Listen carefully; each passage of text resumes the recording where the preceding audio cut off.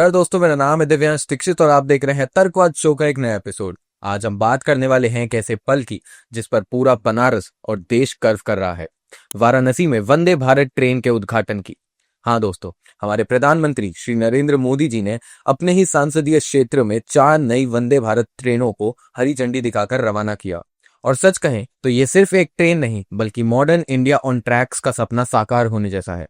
मोदी जी ने अपने भाषण में कहा है कि जब देश का इंफ्रास्ट्रक्चर यानी रोड, रेल, एयर कनेक्टिविटी मजबूत होता है तो विकास की रफ्तार अपने आप बढ़ जाती है। वंदे भारत ट्रेन इसका सबसे बड़ा एग्जाम्पल है। ये ट्रेन पूरी तरह मेड इन इंडिया है। हमारे इंजीनियर्स ने इसे डिजाइन किया है, बनाया है और आज ये देश की शान बन चुकी है। जिन भी देशों में बड़ी प्रगति, बड़ा विकास हुआ है, उनके आगे बढ़ने के पीछे बहुत बड़ी शक्ति वहां के इंफ्रास्ट्रक्चर डेवलपमेंट की है।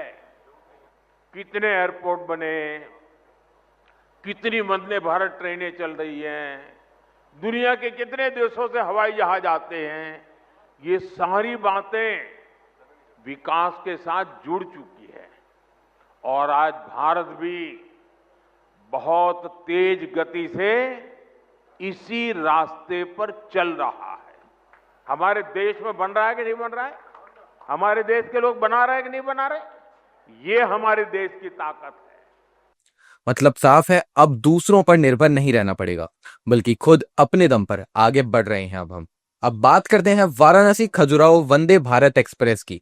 ये ट्रेन वाराणसी से खजुराहो केवल 443 किलोमीटर की दूरी 7 घंटे 40 मिनट में तय कर लेगी।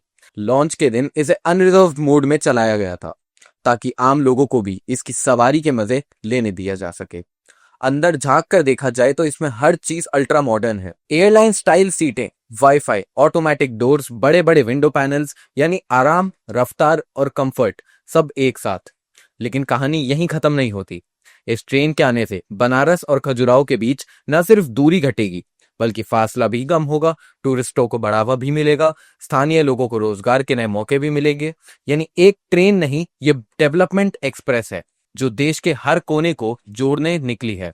अब जरा एक पल के लिए सोचिए, जब एक तरफ भारत अपने रेल तकनीक में इतनी बड़ी जंप लगा रहा है, वहीं हाल ही में दिल्ली के आईजीआई एयरपोर्ट पर हुई एयर ट्रैफिक सिस्टम ग्लिचेस ने यह भी याद दिला दिया है कि हमारे ट्रांसपोर्ट नेटवर्क में मॉडर्नाइजेशन कितनी जरूरी है। दरअसल कुछ दिनों पहले आईजीआई एयरपोर्ट पर एयर ट्रैफिक कंट्रोल सिस्टम में एक तकनीकी खराबी आ गई, जिसकी वजह से फ्लाइट्स देरी से उड़ान भर सकी, कुछ को तो डाइवर्ट भी करना पड़ा। ये ग्लिच लगभग 1 घंटे तक चला और उस दौरान डोमेस्टिक और इंटरनेशनल दोनों ही उड़ानों पर असर पड़ा। डीजीसीए ने तुरंत जांच शुरू की और बताया कि यह सर्वर फेलियर का कारण हुआ है। ये घटना हमें ये सिखाती है कि टेक्नोलॉजी चाहे जितनी बड़ी ताकत हो, उतनी ही सेंसिटिव भी है।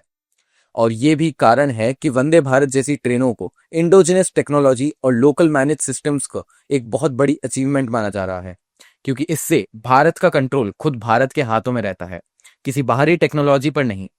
मोदी जी ने बड़े गर्व से कहा है कि वंदे भारत अब सिर्फ एक ट्रैवल एक्सपीरियंस नहीं बल्कि भारत के आत्मविश्वास की पहचान है। उन्होंने कहा, by Indians for Indians of Indians. और सच में ये लाइन इस प्रोजेक्ट की आत्मा है।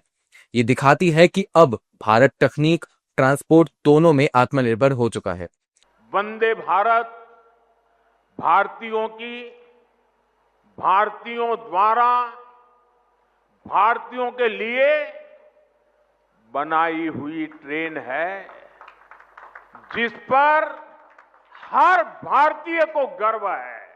तो दोस्तों, ये भी कहा जा सकता है कि वाराणसी से चली ये वंदे भारत एक्सप्रेस सिर्फ पटरियों पर नहीं बल्कि नए भारत के सपनों पर दौड़ रही है।